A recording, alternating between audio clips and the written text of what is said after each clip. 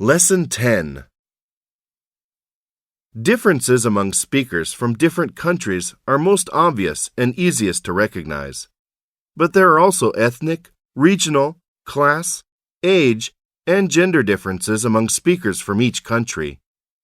And when members of one group can't get a conversation going with members of a certain other group, the result is often the stereotype that people from the other group are withdrawn, uncooperative, or dull.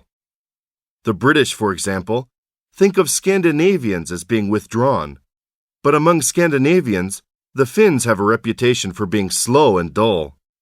And within Finland, researchers have found that speakers from the part of their country called Hem, who speak somewhat more slowly than those from other parts of Finland, are negatively stereotyped within their own country as being withdrawn, clumsy, and often somewhat simple-minded. American researchers have found similar negative stereotypes of Native Americans, called the Athabascan, who tend to speak more slowly and use longer pauses between turns. Conversely, as my own research has shown, Americans from faster-speaking regions like New York are thought of as pushy and aggressive. The general phenomenon, then, is that like pacing and pausing, the small, automatic mechanisms for conversation lead people to draw conclusions not about conversational style, but about personality and abilities. These habitual differences are often the basis for dangerous stereotyping. And these social phenomena can have very personal consequences. For example, a woman from the southwestern part of the United States went to live in an eastern city to take up a job in personnel.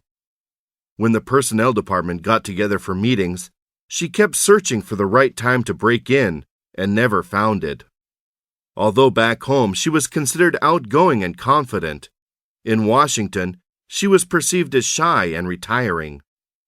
When she was evaluated at the end of a year, she was told to take an assertiveness training course because of her inability to speak up. That's why slight differences in conversational style, tiny little things like microseconds of pause, can have enormous impact on your life. These little signals make up the mechanics of conversation, and when they're even slightly off, conversation is thrown off, even cut off. The result in this case was a judgment of psychological problems, even in the mind of the woman herself, who really wondered what was wrong with her and signed up for assertiveness training.